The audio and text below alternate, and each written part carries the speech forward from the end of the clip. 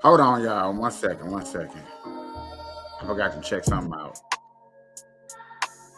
Yeah. Okay.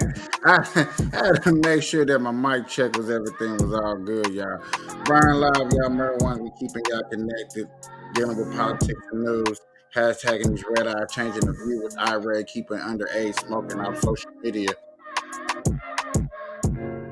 Sitting here with you, friends and family, starting a cannabis station.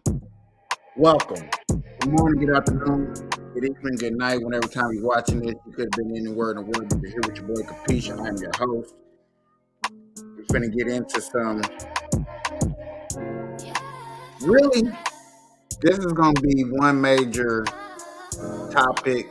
Actually, got technically one video to digress, to break down, to talk about. So, first of all, this is the marijuana streaming channel, podcast streaming channel. Welcome. Everybody, welcome to the show. Welcome to the place. Welcome to the place to be. Y'all could be anywhere in the world, like I said, but y'all decided to be here with me. I appreciate it. Hit that like button, hit that share button. Please share this out as much as possible. I do appreciate it.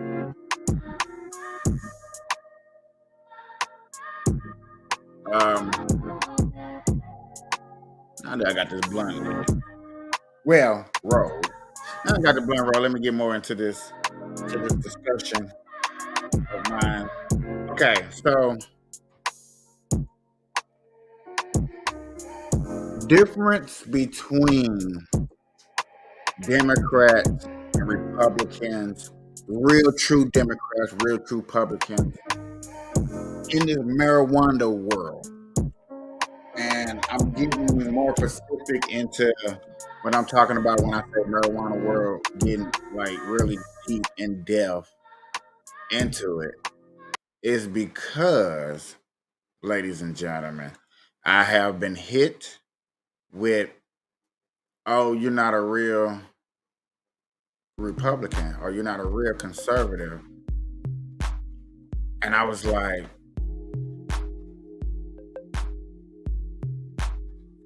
what is a real Democrat? What is a real Republican? And then they were like, well, Republicans are, yet again, y'all know you still hear the title, the Republicans are supposed to be white and Democrats are black. There's been a couple of articles out that people like, oh man, you never seen a black Republican, but now they're here. Now that they're here, now that they're actually around,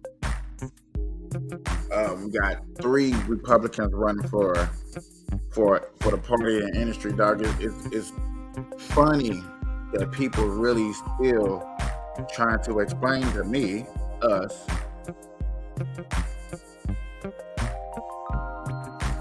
that I'm not allowed to be a Republican.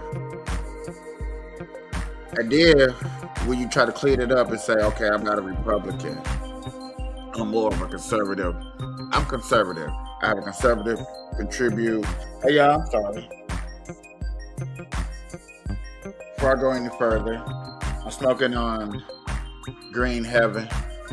This is probably why I probably need to go back to the dispensary and get back on my weed stuff, because in the beginning, I used to like, man, we're smoking on Green Heaven, y'all. We're smoking on Green Heaven, rolled up a Green Heaven swishers and stuff like that. I need to get back into the marijuana part of the podcast in the beginning, taking my time. Definitely my problem is not taking my time. But getting back into the subject, sorry for jumping around, is that this who's Republican, who's Democrat is where I'm at, right? So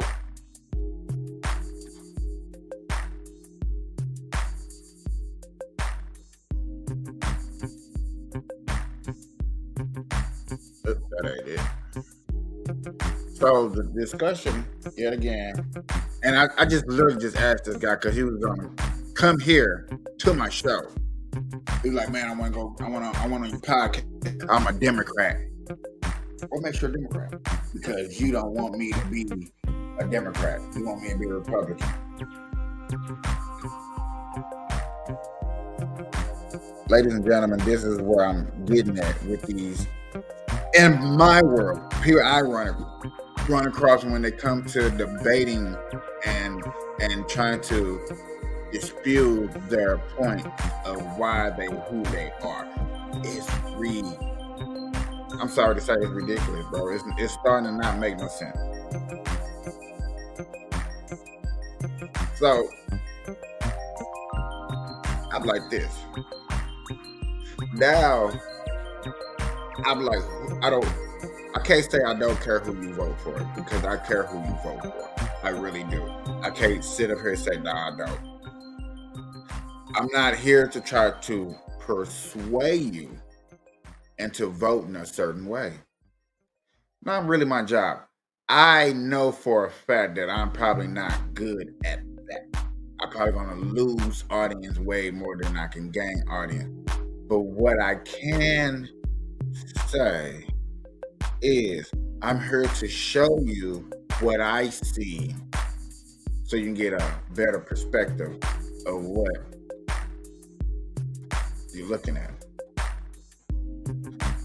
There's a lot of there are a lot of podcasts of people be coming out here and explaining why I'm a Democrat, I'm a Republican. I don't like Democrats because of amendments, of laws, of non-protecting the people, the citizens. That's why a lot of people are leaving the Democratic Party. The Democratic Party comes out with laws and regulations that are not safe for the common people every day. Flat out.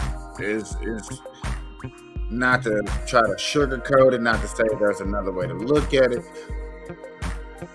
It's really not another way to look at it. It's really not another way to break it down. This is life. This is what's going on.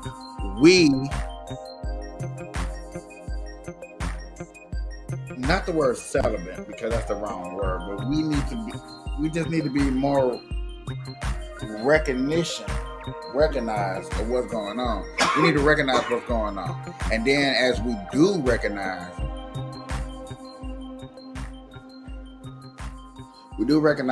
and I like, you know what I'm saying, most people that be around me be recognizing and they be like, okay, this is what's going on, bro. I see what's going on. Okay, then you see what's going on. We can discuss any problems that's going on. Okay, what's the problem? Where does it stimulate from? That be my question. That be where I be wanting to start as a conservative. Not just blaming the whole entire government for what's going on. Who started it? Where it's coming from? What escalated it?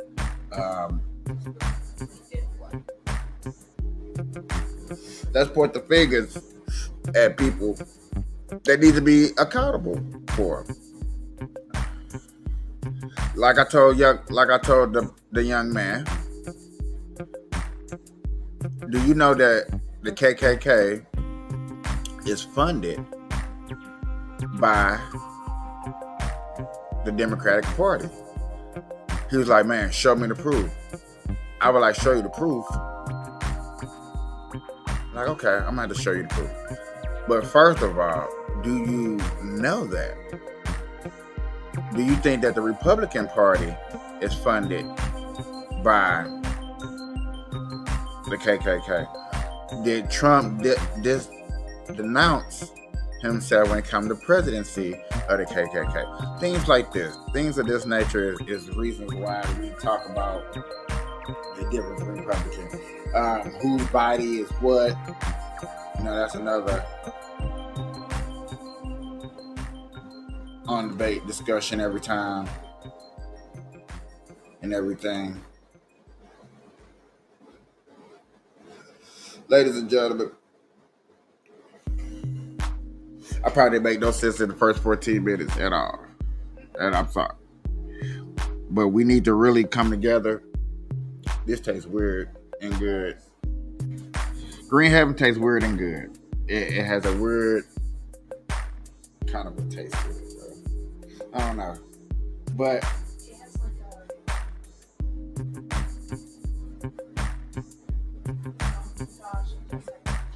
and these supposed to be runts too. It has like that funky flavor, but it has like that sweetness aftertaste.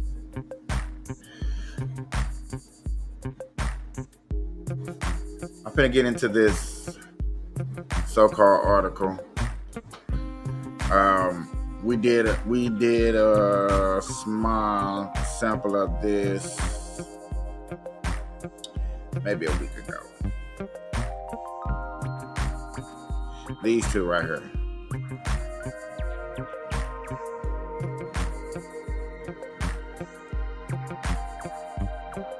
My y'all know my boy. Y'all know my boy. So on YouTube, I ran across this video that opened my eyes to something that I had to come back to. That's why I'm coming back to this.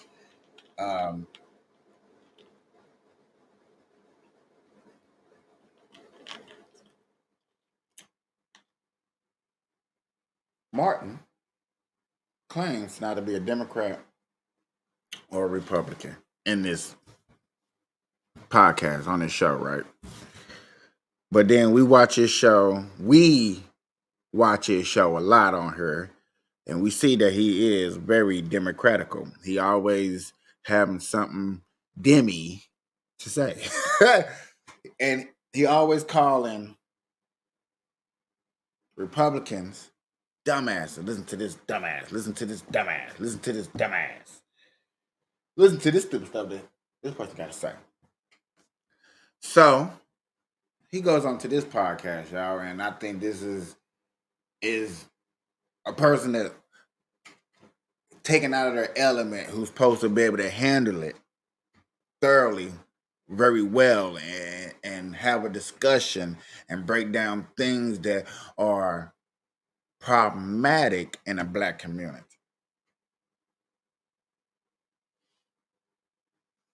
But you're going to hear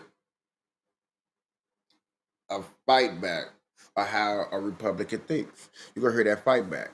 It really is. You're going to be like, oh, that's what you be. I'm like, yeah, this is what I be. Well, you hear things, and we're going to be edited out. Policies are whatever. I don't need to know the policies. Yes, you do. No, I do not.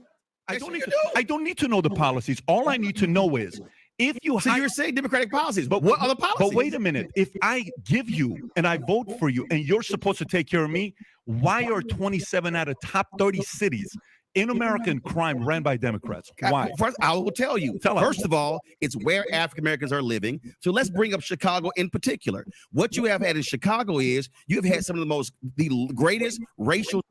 Understandable. He's asking them, y'all. This is the question we all ask as conservative to the Democratical. I'm from St. Louis, Missouri. Okay.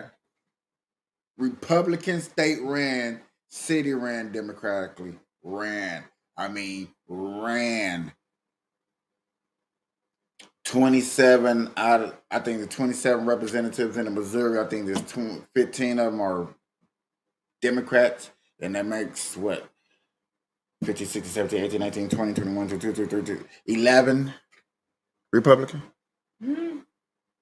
Segregation, not in 20 years, not in 30 years, but literally in 100 plus years. Led by Democrats. No, hold on. Here's the deal, though. Okay, I will show you how Mississippi has the largest percentage of Black people in America, run by Republicans, broke as hell. Explain that. Explain me the highest.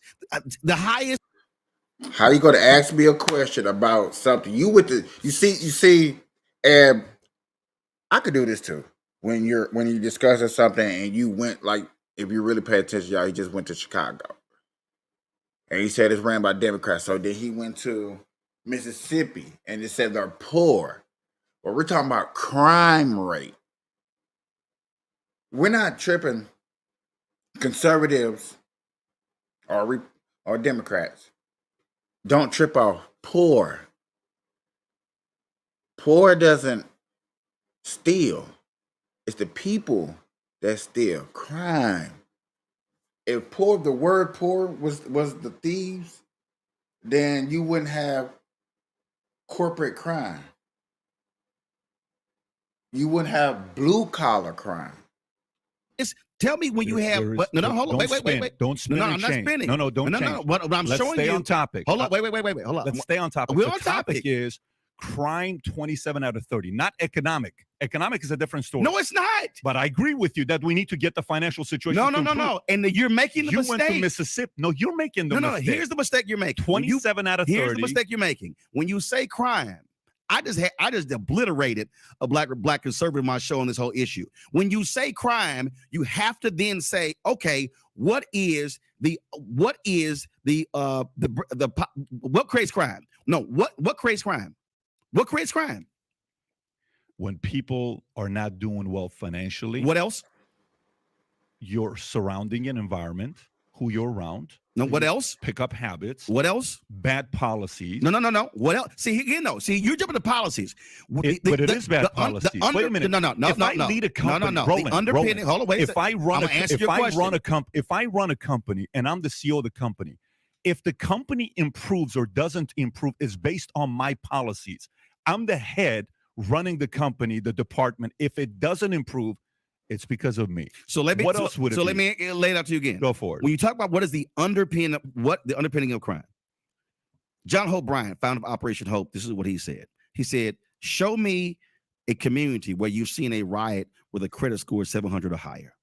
The reality is, when you talk about crime in this country, you're talking about economics, you're talking about education, you're talking about housing, you're talking about health. Show me areas where you do not have high crime. I'm going to show you areas that don't have the same, aren't as compacted. That's first. What you have is, when you talk about crime in places, you then look at what are the numbers of people there, what are the pockets there, what are those communities, and how did those communities, how were they created literally not over 20, 30 years, but literally over 50, 75, 100 years. Now, that was Jim Crow. How many years does it take to change? What are you talking about? How many years does it take to Okay, create change? when you have, how long does it take to create change? When you, first of all, you Never answers the questions. He broke down the numbers of where crime comes from. Broke down the numbers of where crime comes from, bro. Please get your weed out, y'all. Get your weed, get your blunts out, because we gonna be here for a minute. We gotta dissect this. This is crazy. You explain where crime from, but how long does it take it to change? He like, what do you mean? Gets ecstatic. Okay, when you have, how long does it take to create change? When you, first of all, you talking about a black in America. How long does it take to create change? When you have had, yeah, okay, walk through 243 years of slavery, 92 years of Jim Crow, and then you get to 1970 when you are technically fully free, you can't act like all of that before did not impact. The issues that you're having now have to do with not Democratic or Republican policies. It has to do with literally white supremacy and Jim Crow in America. We are still, to act as if we are still not dealing. Y'all heard that, right? Racism and Jim Crow law. So Jim Crow is telling black people to pick up guns and shoot each other. Jim Crow is telling us that we need to go out here and sell dope to each other. The worst dope. You hear the stories. What's that drug? What's the drug? Fentanyl. Thank you. Fentanyl. I'm finna sell fentanyl to you because Jim Crow told me to, so I know that I'm killing off my people. Tell me if that makes sense. Because that's what he's telling us. But he's gonna say it professionally. But that's what you're telling us. With that, how did housing discrimination take place in this country? You know who created it? The realtors. They apologize for it. Why are you going away from the question? No, because here's the deal, though. You don't want to deal with what creates, brother. I don't crime areas. You got to realize this. Listen, I'm dealing with the real truth. How they create it. What you're dealing with is, there are Democratic areas. What I'm dealing with is how do you deal with the historical reality of neighborhoods that simply can't be just, we elected one person and then it's going to change. It doesn't work that way. Roland, I'm Middle Eastern. Okay, I was born in Iran 10 years. My mother's a communist. My dad's an imperialist. We escaped. We go to Germany. I lived at a refugee camp for 2 years. Okay, with people who are Yugoslavian, Czech, Albanian at the time. And they're all leaving for a reason. I come to the States, okay? I'm a welfare baby. I'm a food stamp baby. Okay. Just letting you know, my parents are divorced twice in 20 years. I'm going to Glendale High School. I have a lunch ticket I would sell because I don't have any money. I'm 6'1", 130 pounds. That should tell you the fact that we don't come from a lot of money. One day, I'm in the school, and my teacher starts talking about politics. Up until that point, when I think about politics, all I think about is divorce. Because I think about my mom and dad arguing all the time. I don't have a lot of pain linked to politics at the time. And the teacher's going to be a Democrat because she's presenting how rich people are this rich. I'm like, okay, great, rich people are bad. So I come home. I Obviously. 13-1. That's the number. That's dude. a I stat. had a whole lot of damn Republican teachers in my life. Well, I like stats, and the stats are 13-1 is Democrats to Republican. You know the stats. So I come home and I say, Mom, are we Republicans or Democrats? And she said, we're Democrats. I said, tell me why.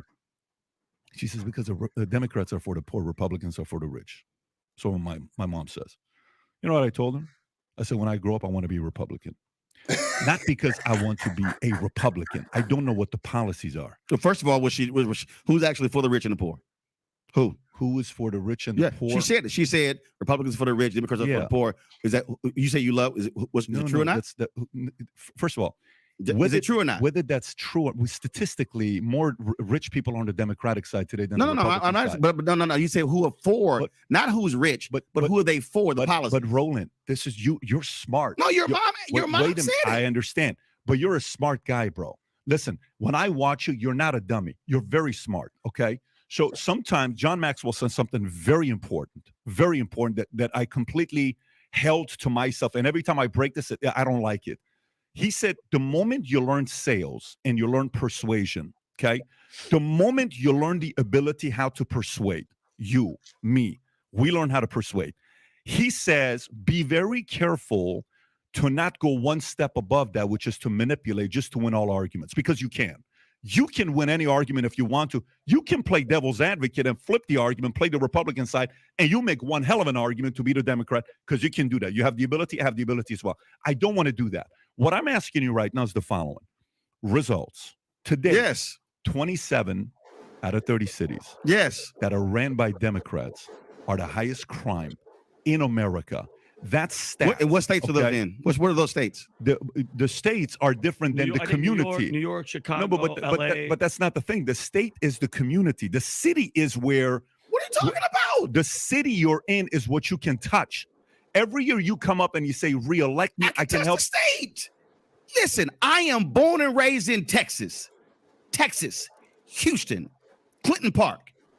To act as if what? No. Oh, so then what you're saying is, let's stop voting for mayors. They're a waste of time. No, see, because they can't do anything. First of all, I didn't say that. Let me finish my thought. I am born and raised in Houston, Texas. Grew up in Clinton Park neighborhood. To act as if what happens in Austin does not have an impact on Houston is crazy. You're making excuses now. No, I'm not. You're making excuses. Okay, here's the deal, though. See, it's real easy to say it's excuses when I'm stating facts. And the point I'm stating is... That's not a fact. That's just an opinion. No, it's a fact. The state of Texas significantly has an impact economically, educationally on what happens in Houston. That's a fact. Yeah, but... As somebody who, as a kid, traveled with my mom to rallies and events with the Metropolitan Organization at the state capitol, I understand. Did you grow up rich? Who? Did you grow up rich? No, my parents didn't even go to college. How are you rich then? What do you mean how? How are you rich? Here's how. How are you rich? No, here's how. Yeah. Because first and foremost, the neighborhood that I grew up in it was one of the first master plan communities by HUD. What you had in my neighborhood was you had folks, first of all, I had mom and dad, one, who also married, hell yeah, they're still married, 56 years, who absolutely believed in education. Now, what I recognize is, so for me, in my household, what my parents emphasized, never went to college. Then my brother went to Texas A&M. I went to Texas A&M. My sister went to Texas A&M. And so that was our house. What I recognize is that somebody who is next door or across the street or around the corner did not have the situation that I had. Now, I totally get that. What I don't do is be arrogant enough to say, well, I did this. Why can't you? Because I understand that not everyone has the exact same setup, the same situation. What I'm talking about, and this is again. But why not give that story of inspiration to say you can get out of it? First of all, you say, why not? I'm sorry. Yeah, you clearly have never watched my show when what I talk about consistently are these very issues. I don't sit here and go do doom and gloom. Every single Tuesday on my show, I feature actual Black-owned businesses. Every single Wednesday, I feature African Americans who are tech companies. I love that. Every Friday, I actually feature something called Education Matters, folks who are in the education space, school choice. I got HBCU Connect. So I do all of that. So then But one second. But you know why I said that? Let me tell you why I said that. Because you said, I'm not the one that says, look at me, I got out, so can you. That's what you said. No. Here's why I say that. Because it is arrogant when, as an individual, I'm assuming everyone else's situation is the same. That's first. Two, it's also arrogant to then not actually study and look at how, from a macro level. See, you're describing a micro level. You can always have that singular individual or this person or that person or this family. That's micro. What I'm talking about is macro issues. And what I'm saying is when I look at communities, that's not micro, that's macro. Even within the African American community, when you dealt with Jim Crow. A bunch of bullshit. Bro. About a dude talking in circles. My audience probably looking like, what is he saying? And if you are one or two or the 5 or the 8 people that watch and understand what he's exactly saying and breaking down, good for you. Because you on some bullshit too. No offense, bro. I'm from St. Louis, Missouri, just like these guys that's finna tell you a sad story. And I'm not rich. So you gotta, and yet again, I'm adopted. So I didn't have my mother or my daddy because never knew neither one of them. And I still have my morals. I still have my beliefs. I'm still building a business, streaming, and I need everybody. I need every help that I can get. You know what I'm saying? Every subscriber, everybody that like, compose, everybody that share. I'm still running a business. I still have employed a lot of people. You know what I'm saying? Now, people might say, oh, I volunteered. You still was working. Okay. I have, a lot of employees come in and out of my door to come work for this company because they once in a blue moon seen the dream that I had or what I'm trying to push. You know what I'm saying? Whenever I break through that door, especially, and I think the thing is about this, y'all, and this who fault is and why somebody else's fault and that people want to blame game is ludicrous. Because I want to blame people, but I come to the realization I can't blame them because it's not true. It won't help the situation. It won't help me grow. Saying, "Oh, it's these people's fault. It's the white man's fault. It's my parents' fault because they didn't stay together." Like, no, I still grew up. I still had a family. I still was able to make choices in my life, good or bad, to come to where I'm at today. My community was still black red, still Mayor Freeman Bosley Jr. was a big Democrat. Boy, big Democrat.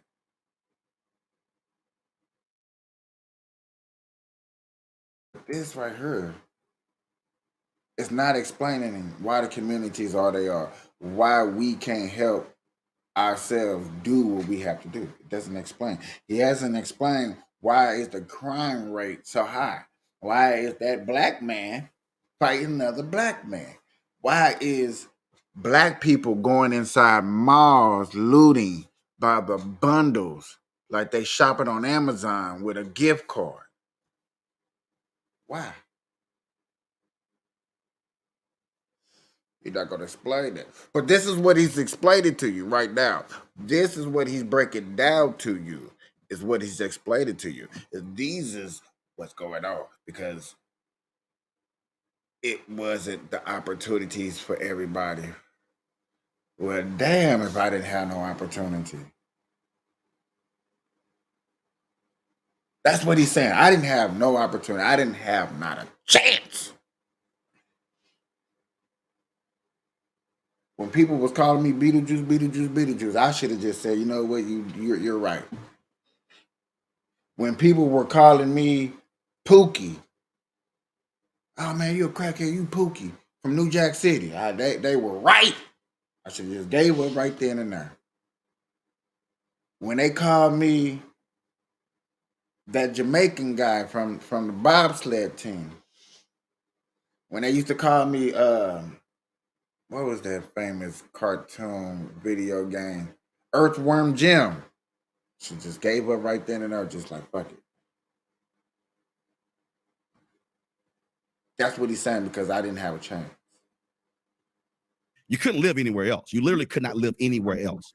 Bottom line is, if you were black and had money, and then you were black and broke, you were literally living in the same neighborhood.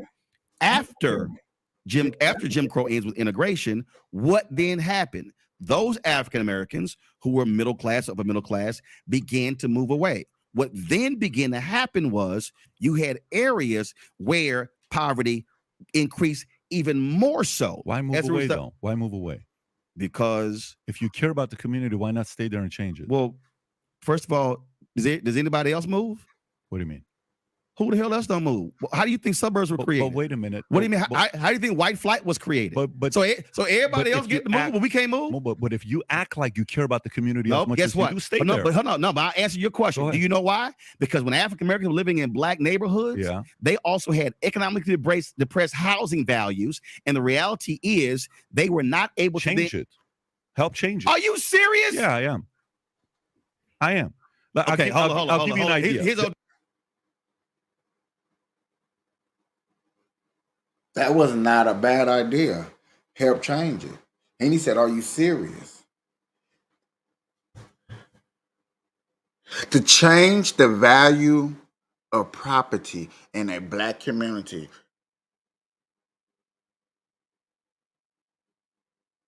one major idea comes to hand. It's just like,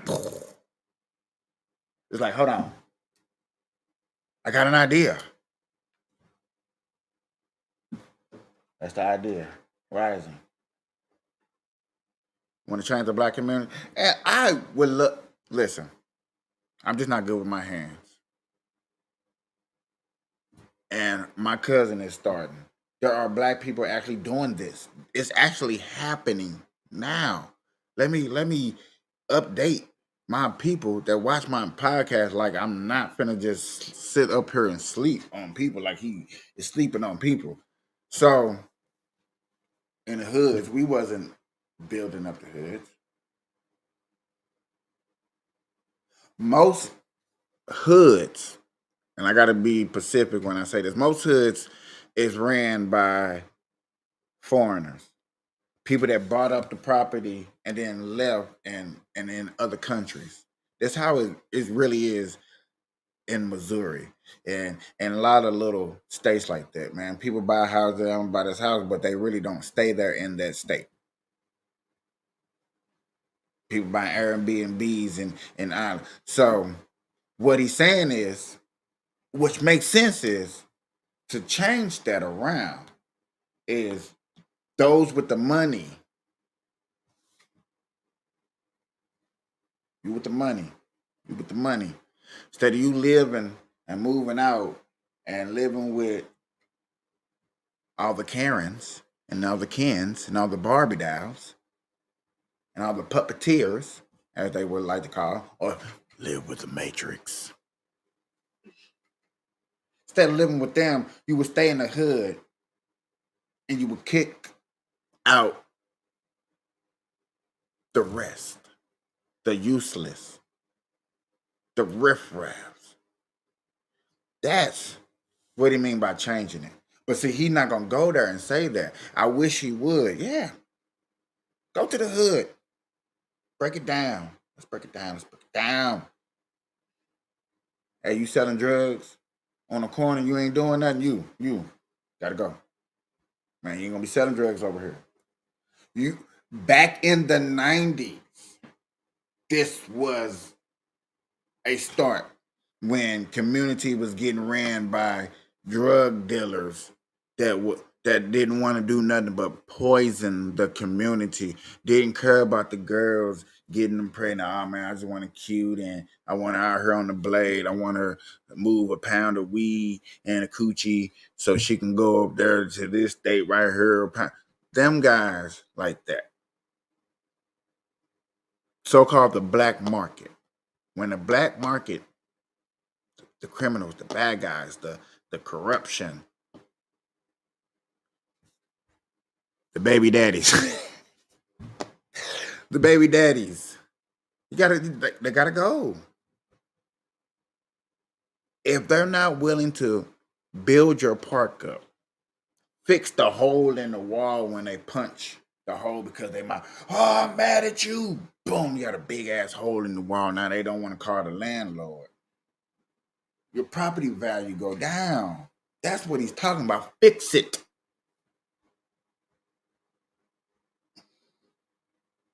I don't want to fix it. You can look at me and say, hey, Michael, you're black. Why don't you go back to the hood and fix it? Because I know I'll get shot. Shoot my black ass. That Trump supporter.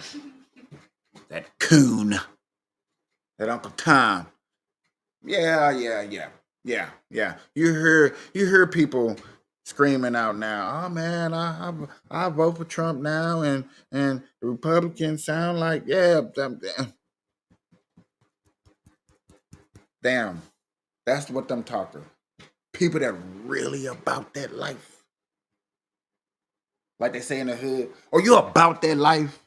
See, I don't think you're about that life. See, y'all come on here, y'all want to smoke weed, we want to chill, we want to laugh, we want to goofy, we want to have Scooby-Doo games and stuff like that. That's what we want to do. That's what we want to do. That's what we want to do when we come on here. We want to have free time, free rants. Oh man, smoke weed, I'm cool, I'm awesome. But then we let laws pick in. Oh my God, this is the pothead community. I'm finna reenact it. Let me push this to the side. Trust me, we're gonna go back to them. We're gonna go back to them. Let me push them to the side and show us what we be doing. Yeah. You know, this is potheads. First we was sneaking off smoking weed.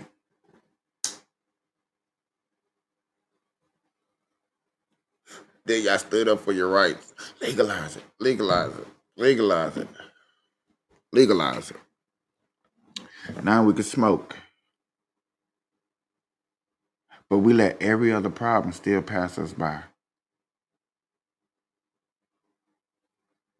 Now, I feel like stuff that I be talking about sometimes is going to get me kicked out of the marijuana community because how I talk. But I got to keep it real and I got to keep it 100.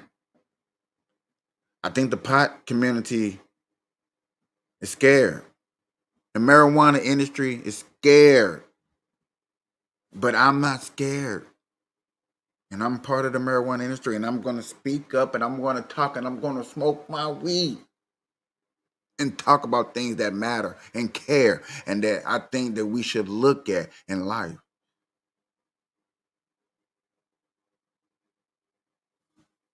Four years ago, people was telling me, "Oh, you're a motivated speaker, boy. You can really motivate." I was like, I didn't know. I just wanted to be not cool. Yeah, I want to be cool. That's it. So now I gotta make smoking weed and talk about politics, talk about things that matter, educate ourselves, be cool. I can't let the pothead community we're winning. I just came back from an award and I wanted to record it, but I had to really think about some shit. I had to really, really sit there and think about some shit, y'all. Think, like, I'm hearing what these awards are getting handed out for. Oh man, best dispensary, best comedy. You know what I'm saying? Best party, best strand, best terpenes. You know what I'm saying? Okay. What about the serious things? I was like, man, there's a category missing, like the serious shit, you know, like real serious movements back when they were trying to legalize weed.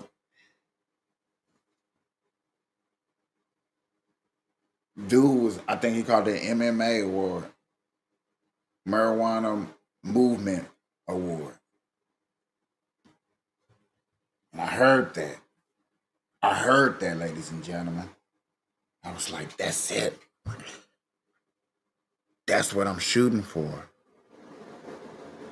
But not in the contents of moving marijuana to a higher plateau, because marijuana is going to move to a plateau without me. But I want to take marijuana down a road, down a path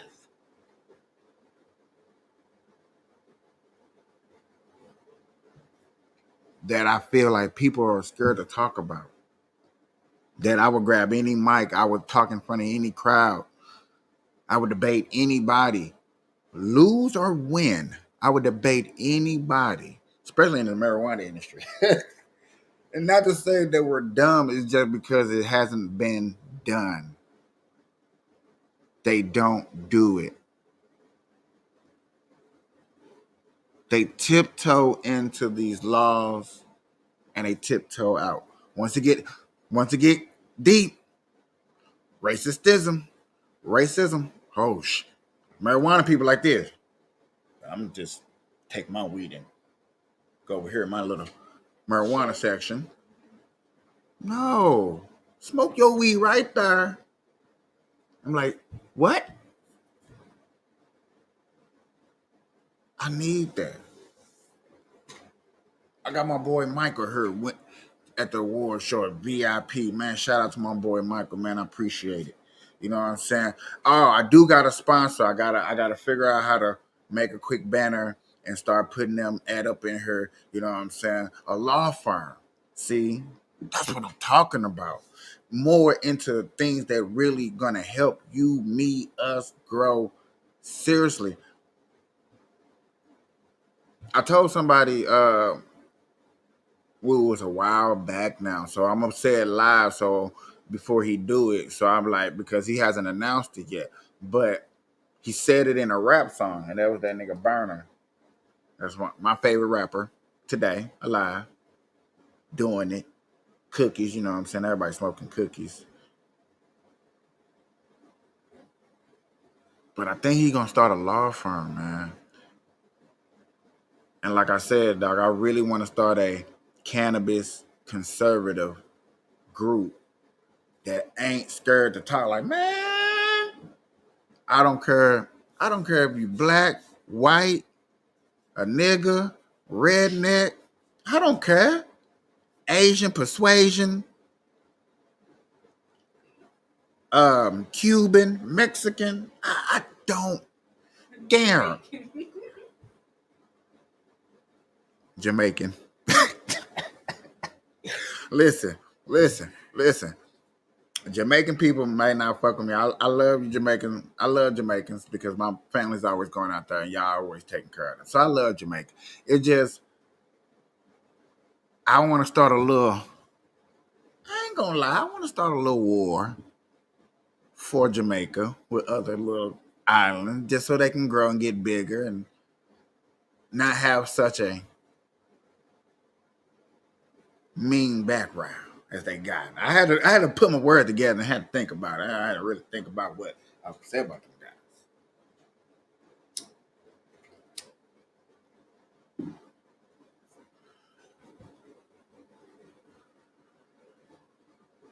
And it's Bearwater industry, y'all. The things that we are doing, where we out here loving the weed and loving the new strands and and all this beautifulness. I'm with all of it. But I don't want to forget where we're heading in the future and not say that I didn't warn you. I didn't tell you. I'm telling you now that these things are important. These things are happening. These things are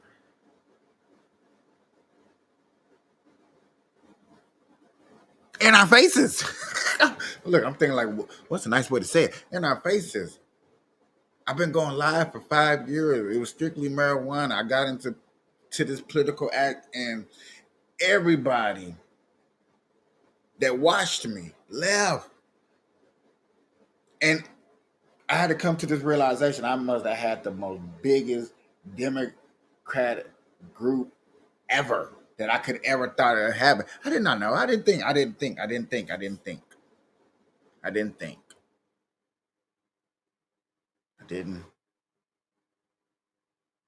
Okay. My bad. Oops. Maybe if I was able to tell jokes, like real jokes, like if I was a comedian, like, maybe it would have been a little bit better. I could have eased into this, you know what I'm saying? Like the Harsh Twins did, you know what I'm saying? They started off telling jokes, you know what I'm saying? They got laid off. They just started uploading videos of them telling jokes. And I be wanting to tell jokes, but I'm just like, man, my jokes are harsh, mean, cruel. And then I look at the Harsh Twins, I'm like, shit, they sound like how I be telling people in public. And I be having people laugh, but put it on film, put it on that internet, that internet. What we gonna get ourselves into? And yes, I challenged myself to get myself to be professional. Like, I love my background. I love it. But I might have to scoot it up. I might have to add me a little library of books and some cool stuff, some real patriotic things. Sometimes I might have to film from different angles of my room, my office, just let you know what I'm on, because like my little setup here is pretty weird. It's pretty weird. It's a pretty weird setup, man. But what I'm trying to say and what I'm ramping about and got to get back to, because I probably lost everybody who's watching now, is we can't just let so-called government decide what we want to do for ourselves and think that it's okay just because we're smoking weed. Okay? There are things actually happening in our faces that you don't like. Y'all don't like. I can pull up videos right now. If I had a good 20 people in here right now live, my live stream was popping. I can pull up videos and be like, hey, do you like this? Is this acceptable? I'll be like, no, it's disgusting. Like, where did you find that video? Like, is that really happening? Man, and then when I go out in the public, I'm like, man, did you know this is happening? I'm like, did you know that drag queens are going to daycare and having dance offs?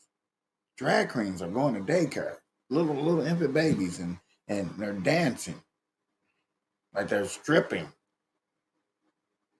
Yeah, it's happening right now.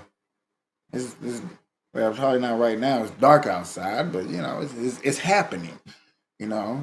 They're teaching your kids in schools and books how to lick on body parts. Yeah, touch body parts like that. Don't like that. But that's what they're doing, and we just sitting back doing this. I don't care, man.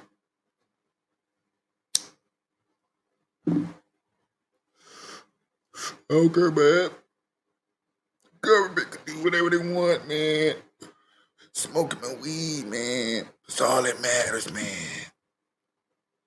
I don't care, man. That It's a bunch of bullshit, man. I'm struggling, man. I'm like, okay. We're struggling. That's true. I can't deny that. But why are we struggling? Who got us struggling? Man, it's the government, man. The government got you struggling, man. So what you gonna do something about it? Man, we can't do nothing about it, man. It's the government. You bullshit. We always bullshit ourselves. That's where the bullshit come in right there. Telling ourselves we can't do shit about it. Well, you got people up here got podcasts telling, man, let's go vote. Let's get out here and let's do it. Let's go. Okay, let me get back into this. Because I done lost everybody. Knowing that y'all don't want to vote. Y'all don't want to take the time out and look up things, especially the younger group. The young generation, y'all don't care.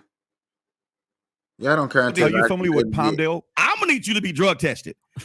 Seriously. Yeah. Do you even know today? We've done the stories in Florida. When somebody's black selling their house, the appraisers will come in and literally give them a value $100,000 to $300,000 less because they're black. You know that's actually happened, right? You'll take one story and say that. Oh my God! On how many occasions has that happened? Are you serious? Do you think a message like okay? Why don't you go ahead and Google? Why don't you go ahead and Google? How many times has that happened? No, I believe it's happened, but how many times has that happened? The New York Times literally just did a story talking about the systemic racism that exists within housing appraisals. This is a fundamental problem. I'm trying to see you're living in a different reality. What progress are you making by saying that? What progress? So what you're doing? I'm trying to end that. Okay. Do you know how inherent? Okay, hold on. You said you're Middle Eastern, right? You're trying to. Hold on. You said you're Middle Eastern, right? I am, yes. How would you feel? How would you feel? Yes. If you're selling your home, you've got a home that you know, right? And you put upgrades in it, and you know your home is worth $500,000. Yeah. And somebody comes into your home, and they see your photos, right? And they see your family, and then they go back and they go $350,000. You go, what the hell? So you tell that story. Wait, one second. To get people to be convinced that's happening. It's actually out of 1,000 appraisals. Oh my God. Out of 1,000 appraisals, how many times does that happen? Out of 1,000 appraisals, how many times does that happen? You want to pull that up? You want him to pull that up? That's your world, though. Out of 1,000 appraisals, how many times does that happen? Let's just say it happens. It is a significant issue in America. Oh my God! And wait, one second. And then when the woman, a black person should not have to remove their photos from the wall and remove black art and remove black books to have a white appraiser then come in and go, oh, it's actually 550. So one second. I'm going to show you how it impacts generationally. Here we go. So when you follow me here, because this is housing in America.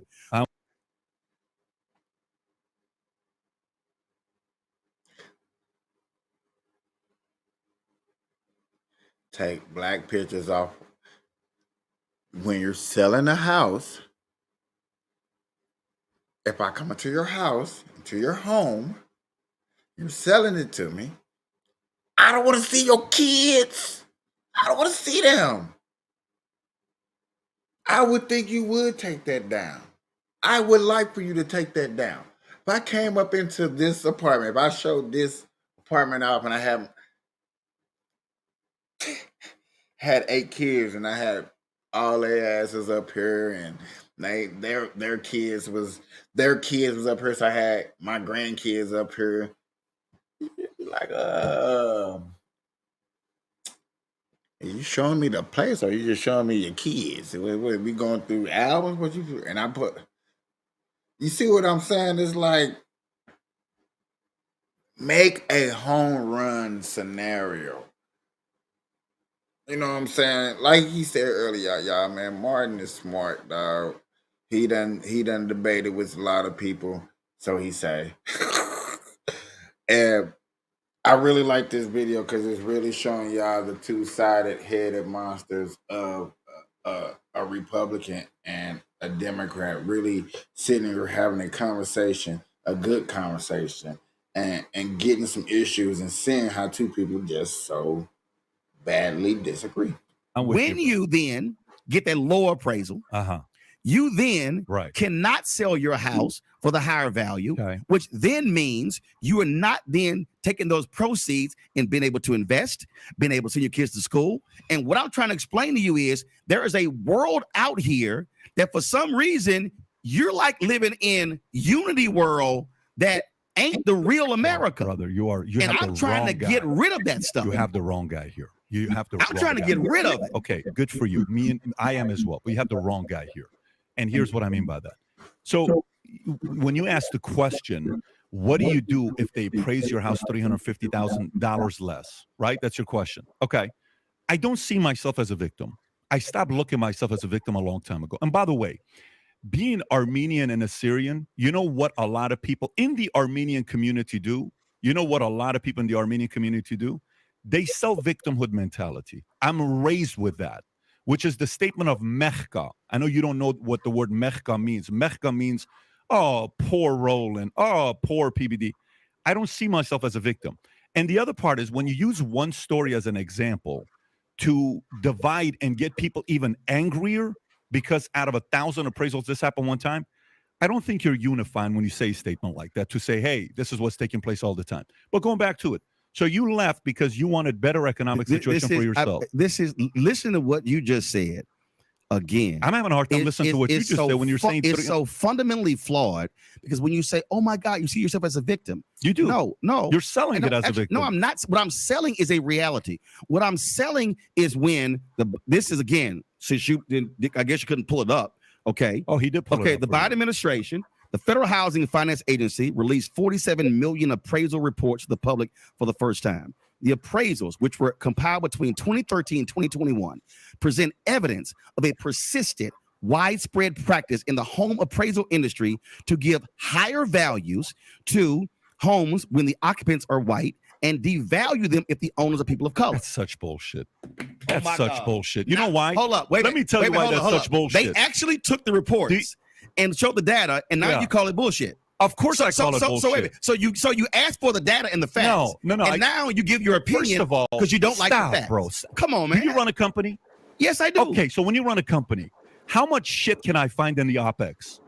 How much in the what? With OPEX. When I go into my balance sheet and I look at my expenses, my monthly expenses, what I'm paying for, rent, employees, benefits, workers' comp, I can give a number and say, we lost $280,000 this year. And it's like, oh my God, we lost $280,000.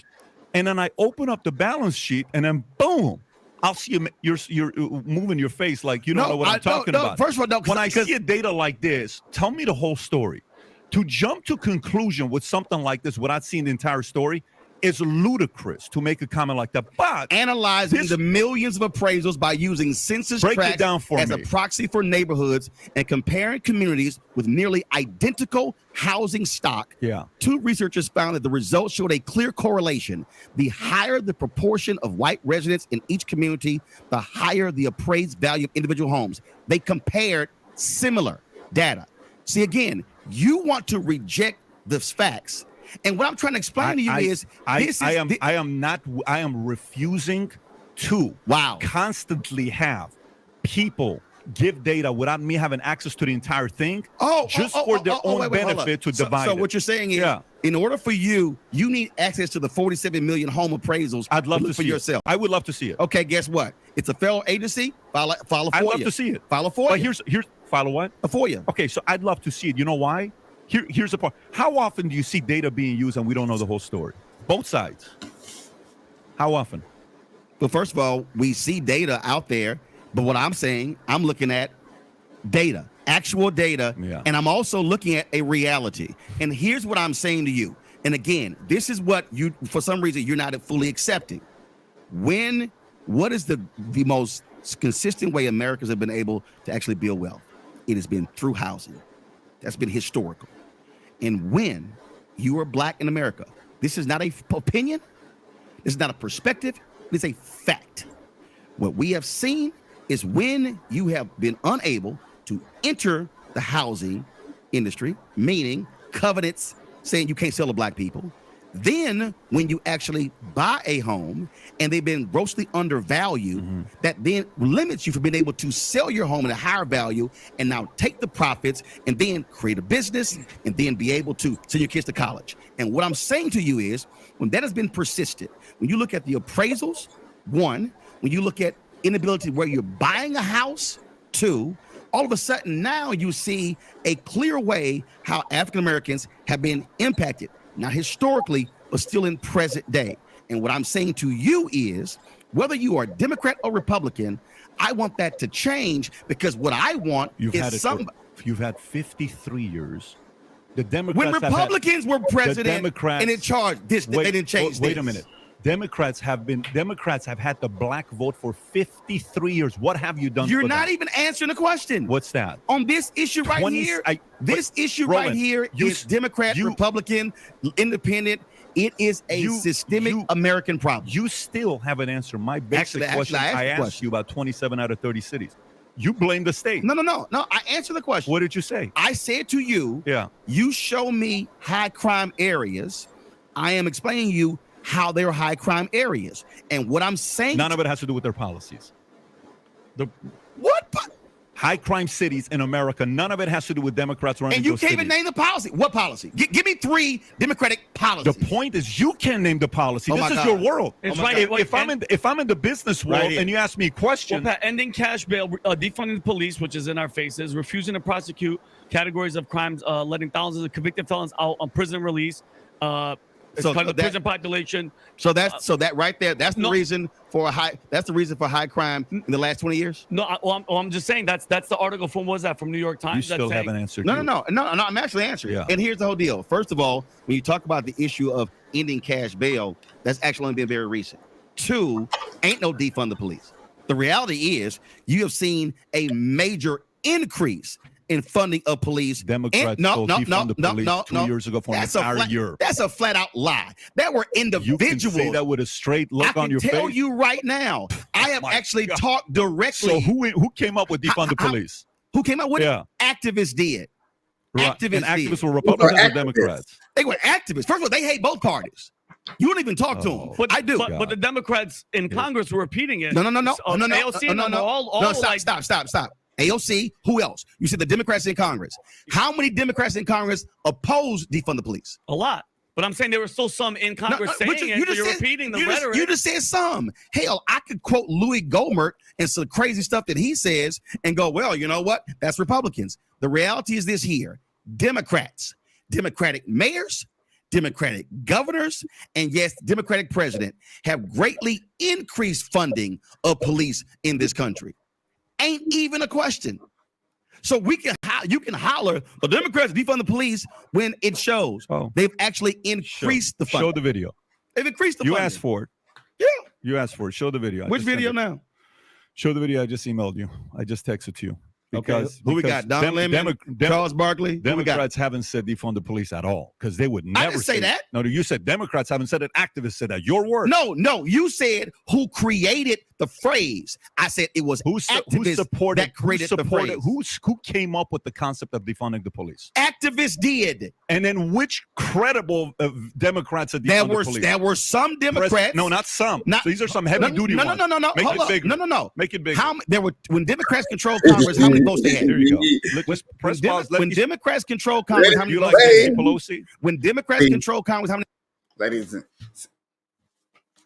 receipts. The thing that Martin does on his show to Republicans is finally done to him. Just a lot of smoother, a lot of easier way. You know, I love it. I just want to see, because I can't believe said defund the police. How much do they have? What's your point? The point is this here. Pause it so we can start from the beginning. Did 223 Democrats vote to defund the police? Press No. play. Answer the question. Yes or no? I want you to see this. I want you. You're asking. I'm showing you data because you asked for this. No, you're showing me some Democrat who spoke on not some. The most credible ones. Health issues or policing in schools and all the rest.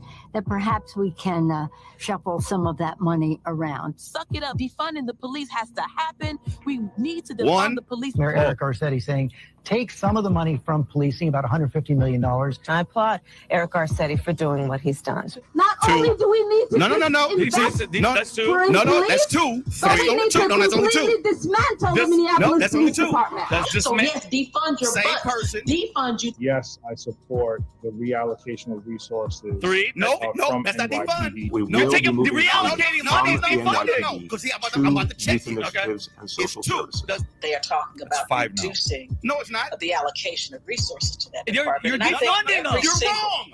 How's that city wrong? in this You're country ought to be wrong. I thinking want you to about the explain same that to thing. me. Yes, I support the I would've defund thought three. That's the What's keep gonna going. keep Three. going? Oh, Now, I'm for let me explain to you. How many more you want me to So, say? no. So let me explain to That's you. five. No, it's three. No, That's keep five. going. You turned So your yeah, head I mean, more the just spirit went of it, I So I pause It's only it. three. Yeah. Pause Keep it. rolling. It kept By the way, going. It would kept you? going. Okay, hold If up, you- right there. if- What would does you- reallocate mean? Would you like me to Taking money continue away. this? No, it's no. Reallocating is Don't taking spin money again. No, away. you're wrong. You're wrong. Do you understand? Do you understand that in a significant number of cities in this country, Right. where you have policing who do everything, okay? You have in some cities where the police are handing out parking tickets, where the police are doing duties that had nothing to do with the streets. When you say reallocate, what that says is, okay, why should we have police handing out parking tickets? Why don't we have them doing the major function of fighting crime? Why don't we actually have this unit that handles that? That's called reallocation. When you talk about the issue of mental illness, You're spinning, no, Roland. I'm not. I'm stating You're facts. spinning. First of all, it makes both of you a question. Have either one of you actually covered City Hall before? No. Don't. No. Go to No. I'm giving you. Here No, we you want go. facts. Here's the deal. I actually have been a City Hall reporter. I have actually been in the city meetings. When you talk Why about, don't you just say you were wrong? Why 'Cause don't I'm you not just say wrong. Democrats were wrong? because I'm not wrong, because you're wrong. No, But hold up, Roland. Wait a minute. Hang on one second. Explain to me reallocation. Hold up, Mr. CEO. Yeah. When you're in a company and when you reallocate funds from one unit to the other, are you cutting funding or are you simply adjusting? Why do you have a hard time just saying they said it? Why do you have a hard time? By the way, I can actually if you counted allowed three No, people who if you said the allowed- words defund. if you allowed it, you would have heard them saying defund the police. Who? I literally wait a minute. I literally heard Nancy Pelosi say shuffle. I heard Kamala Harris say reallocate. You go, oh, that's defund. You actually have a reallocation of resources that exist in city government, county government, state government, A federal lot of government spinning going every on here. single day. But for some a reason, lot of spinning. you don't want to deal with that. Yeah. Was it spin when I told you that Democratic mayors and governors and the president, they've greatly increased police funding? Why? Hold up. Can you acknowledge that as a fact? Roland, Hold up. Can you acknowledge it as a Roland, fact? if I sit with you and you can't acknowledge, Can you acknowledge it as a fact? and you can't acknowledge that your side of the party It's not my side. supported. See, that's right there. See, you're yelling your side. I'm not yelling my side. You I'm a said your registered side. independent. Here's the whole The- deal, though.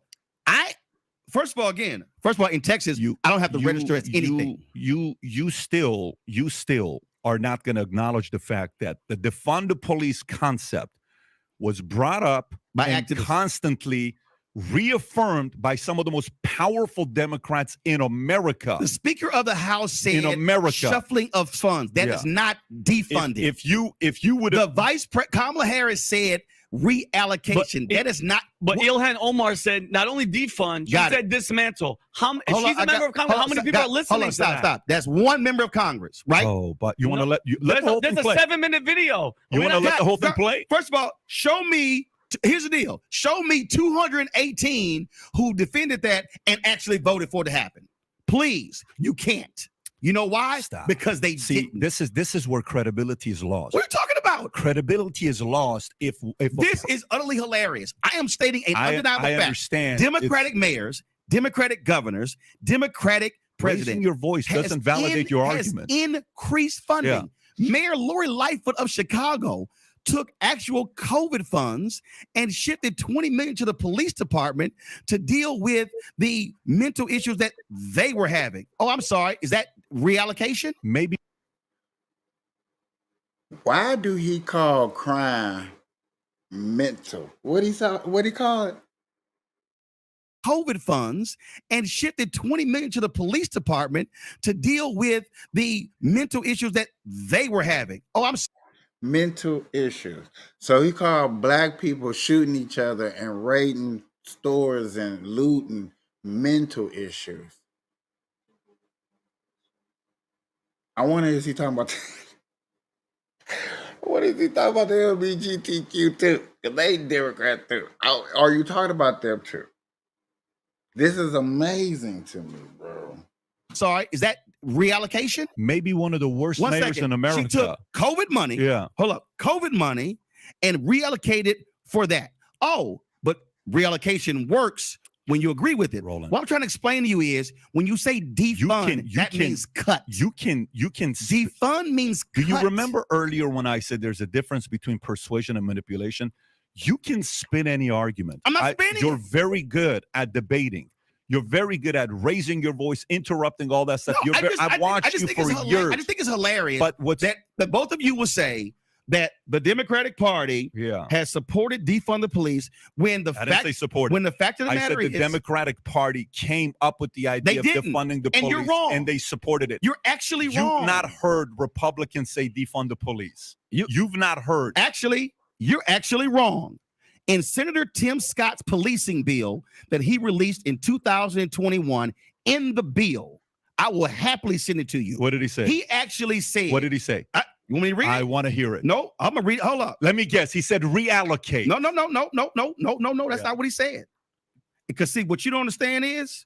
But here's what we're gonna do. No. Hold on. When the George Floyd Justice Act, play the entire. When the George Floyd Justice Act play the failed, entire. Clip. I literally sent this. I sent this to Senator Tim Scott, and he didn't answer my question. When we were running for office, and I answered yes to that question. We are going to reduce funding in the police department and redirect that that money. Smart move? There's no reduce funding. Police budget should just keep growing and growing and growing. What did they do? Cuts. We propose police cuts is a good thing. No, it wasn't cuts. $7 million from the He just said that. You don't even know what London Breed did. You don't know what she did in San Francisco. That wasn't a she. That was a guy. London Breed was speaking before her. In cuts. Rashida Tlaib Are tweeting, cuts a good thing? no more policing, incarceration, and militarization. Police cuts are a good thing in these communities. If they're not doing their job. What do they say? Oh my God! So you we want fundamental. Right here. No. You said to me, you said, "Oh, show me Republican." When Senator Tim Scott introduced his bill, okay, on police reform. This is one of the things that he did. When it failed last year, he went on Margaret Brennan's show, CBS Face the Nation. He said, the Democrats wanted to defund the police, and that was a bridge too far. In Senator Tim Scott's own bill, they actually said, in order for police to qualify for these funds, laws will have to be passed on the city or the state level. Excuse me. Oh my God! So you buy that into defund the police, but we need to reduce it. It's not right there. You won't even. You're so funny. You won't even listen, buddy. If there's anybody who doesn't listen, it's you. No, you listen. Senator Tim Scott said that they won't get the funds if laws don't get passed. When that's defund the police. When the George Floyd. Listen, you're a master spinner. No. First of all, if you listen, I'm telling you what he did. He then a year later calls that same thing respect defund the police, and I literally, and if you want to see it, those are the text messages. You're so funny. I sent to Senator Tim Scott. And I said, Senator Tim Scott, please explain to me the difference between what you said the Democrats are doing, what you did. You just hurt your argument even more. What are you talking about? Because what you just did is validated everybody else what they just said. No. Yes. Because that means what Kamala said, what Nancy Pelosi said. They're all saying the same thing. Defund the police. And now they realize it was a bad idea. She did not say defund the police. Of course. He did not either. Oh, wait a minute. So you say what Kamala said was defund the police. Your argument, you just screwed yourself up. No, I didn't. You did. No, I didn't. Of course you did. No, I was specifically calling out Senator Tim Scott by trying to call something defund the police when they were simply proposing exactly what he did. You know what's the problem? Here's the problem, Roland. The problem is when I sit down with somebody with whatever thing they believe in, okay, it's specifically a lot on the Democratic side. It's specifically. It is a lot on the Democratic side. It is being a Democrat before their country. It is how they vote before America. It is, nope, I'm going to defend this because there's no way these guys going to say anything wrong with defund the police. And that's when you lose credibility. All you have to say is, you have no, I don't acknowledge this. I don't support you. That's all you have to say. You have no credibility on this when you can't even acknowledge what reallocation means. You have no credibility when you can't even define that. When I have actually talked to mayors and city council members, and they have walked through how. When London Breed, when the policies have destroyed the city. Here you go. We're Destroy the cities. Destroying the city. 53 years Democrats have had the vote. When the mayor of San Francisco talked about the mental illness crisis in their particular city, and they said we need to be sending mental health folks out on calls and not always the cops. Now, we've seen numerous examples where that happens. What has actually happened in the last 30 or 40 years in Democrat and Republican cities and states in the country? We've seen a massive cut with mental illness. What is the... Why he keep ignoring that the crime part? He ignoring the crime. Just like a Democrat. Just like he trying to say. If you really pay attention, he's doing exactly what the Democrats and what he's saying. He's ignoring the crime so them black folks ain't got to do their time. I was waiting on that punchline.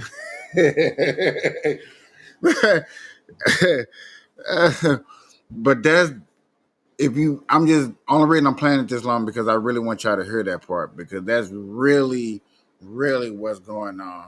You can really hear it. Like, okay, you're not acknowledging this, you're not acknowledging that. You're mad because they don't want to define a simple word, but he did. He actually acknowledged the word and what it meant when he reversed it on you. So he know what it means, right? We acknowledge everything. We just did a little bit slicker than what he liked us to acknowledge it. You want us not to say yes. He didn't acknowledge. He acknowledged it when he reversed psychology back on him. That was him acknowledging it. So we acknowledge it. Now what we want you to acknowledge is crime happening in democratic states. Instead of calling them mental ill patient people. That is so weird. That is like throwing me off with this whole listening to him break this down is just really call people that shoot each other mental patients. Wow. Okay. The greatest increase of incidents. No, I'm not. Again. I'm stating fact. Yeah. What you don't like, what you refuse to acknowledge or accept, because you're stuck on Democrats have had it for 53 years. You act as I'm if, asking no, wait, hold up. You act as if in those 53 years, Republicans have never had power. You act as if Republicans have never had the House or the Senate or the White House. Here's what so I here's said the to question. I said to you. Show me how the Republicans. There's no way changed. to talk with you, bro. I got to tell you. So show me how Republicans changed. So here's what I tell give me you. examples. Are you gonna let anybody speak? I'm waiting for your examples. If you have 92% of an entire community's vote, like the evangelicals, for 60 years, like the evangelicals are also part of that black vote. If you have 90, if you have 92%, you actually don't understand evangelicals and black evangelicals. If you have 92% of the black vote for 59 years. 59 years later, 27 out of 30 cities for crime are ran by Democrats, your policies don't work. And let me ask you a question. People have to revisit. I'm going to ask you again. Let me finish and I'll let you talk. Ahead. You either have to consider new policies or the voters have to consider a new party. And let me ask you this question. When Republicans have been in charge of the House, the Senate, the White House, or the governor's mansion, or state rep and state senators, or the legislature, because 31 states right now, they control both chambers, a significant number of them in the South, where the majority of black people are. Please show me empirical data how the lives of black people have fundamentally changed under Republican rule. I'll wait. Do you know who started getting more votes from the black community? Do you know who? Your favorite guy. Do you know who? Who? Your best friend. No, go ahead and say it. Donald Trump. Got it. Yeah. Do you know who started? No, hold on. Oh, you don't like that? No. First of all, I discussed it on my show. Nice try. But I want you to answer my question. Have to do it on your show? You to answer my question. People don't want your show. Say it here. I want you to answer my question. Yeah. I want you to answer my question. Sure. Republicans control all three branches in South Carolina. Yeah. They control Georgia. They control Mississippi. They control Arkansas. They control Tennessee, So they control the legislature in North Carolina. So since you make, I'm going to use your argument. Please show me how the lives of African Americans are drastically improved in those places where Republicans completely control than other places. Show me. Crime is down. Give me an example. Crime is down. Roland, if you would have answered any of my questions, Oh my God. If you would have answered any of my questions I in the answered your last question, hour and a but half, you don't like the answer. No, it's not. I don't like the answer. You don't like the answer. You say, tell me the policies. I'm asking you the policies. Oh, so you don't. I'm asking. So I can't ask you a question. You can't give an answer. You can, but I would like. I brought you here. Invite me on your show, and I'll give you the answer. No, because I'm the guest. Wait. I brought you on the show. Well, first of all, even on my show, if somebody asks me a question, hell, I answer the question. I've answered your questions. You still can't answer it. And the reason, you know why you can't answer? We've been an hour and 20 minutes now. You still haven't answered the question. Actually, I have. You have not. Actually, I have. What policy? Here's why you haven't answered. You blame the state. No. You blame surrounding cities. You blame Republicans. That's what you blame. No. For 50, and I tell you, for 59 years. And first of all, systemic racism is a policy because it's actually ingrained in our system. That's first. What I'm also saying to you is Systemic racism is a policy because it's staying in our brain, not actually written down in paper, not actually in no law. Do that make sense to people that's watching? Okay. What I recognize is how do we fix these, again, institutional long-range issues? How do we fix them? First and foremost, we got to stop denying that it's a problem, which you have done. Oh, no. That's first. I just showed you it is a problem. 27 out of 30. It is a problem. We've got to stop. It's a big problem. Stop denying the 59 years Democrats have had the vote. You sat here and denied the systemic reality of racism in the housing appraisal industry by going, I need to see the 47 million. You just denied it. And I 1,000,000% I need to see the data. And I 1,000,000% I need to see the data. Here's the deal. And by the way, you're giving a little too much credibility to New York Times. Here's the deal. Oh, okay, fine. Yeah. Do you want to pull up what? First of all, you gave it a Heritage Report. You read a New York Times report citing the Heritage Foundation. Dude, really? Wait, you're telling me New York Times got a lot of credibility. That's what you're saying. No, I just told you referenced the Heritage Foundation. Dude, come on. That's the Daily Signal. That's the Daily Signal. And who owns them? I don't even know who owns Daily Signal. Heritage Foundation. Okay, great. I've done their show, so that's an in-house organization. Here's what I'm telling you. But by the way, go to another site to give 27 out of 30. Here's the deal. I'm going back, but you still won't even answer. And this is what I'm telling you. You can't even show me. Now I'm going to use Mississippi. Since Mississippi has the highest concentration of black people of any state in America, where Republicans have ruled that state. Since the Mississippi Constitutional Convention in 1891, not a single African American has been elected statewide in Mississippi. So if Republicans control the governor's mansion, the legislature in Mississippi, how then, since you talk about the policies, how is it the lives of African Americans have not improved in Mississippi? If you say if the Democrats is their policies, tell me how it hasn't improved in Mississippi. Roland, until you give me your answers on the questions I've asked, I gave you the answer. You're going to go to one specific example. This is what I will tell you. Mississippi, here's Florida, what I will tell you. Arkansas, Tennessee, South Carolina, North Carolina, Georgia. I've given you multiple states. You still haven't answered the question. I answered your question. No, you have not. No, you don't like the answer. No, you have not answered the question. I have. You blamed and deflected. You don't like the answer. What is the answer? You don't like the answer. What's the answer? I gave you multiple Your answer is tell me about Memphis. It's deflect. That's a deflection. So first of all, I never even brought up Memphis. Not Memphis, Mississippi. You deflect. No, I'm giving you an example. Of what? No, because you haven't explained 27 out of 30. Let me say it again. You haven't explained. Let me say it again. 59 years you've had the vote. You say, and I'm telling you. What have you done about it? You said, since you said, oh my God, you Democratic votes, show me in Republican red states how they have improved the lives of African Americans. Show me. Roland, I don't think you understand what I'm saying to you right now. I understand what you're saying. Let me ask a question for you. What is your method of helping black African Americans? Go ahead, tell us. First and foremost, when we talk about helping African Americans, I'm going to acknowledge what is systemic and what is systemic. Systemic? Yeah, define it. Systemic is when you have The housing appraisal, that's systemic. Okay. Systemic is when you have a higher proportion, 4 to 5 times of black children who are being expelled or arrested in school compared to white kids. That's systemic. Now, no. You asked how.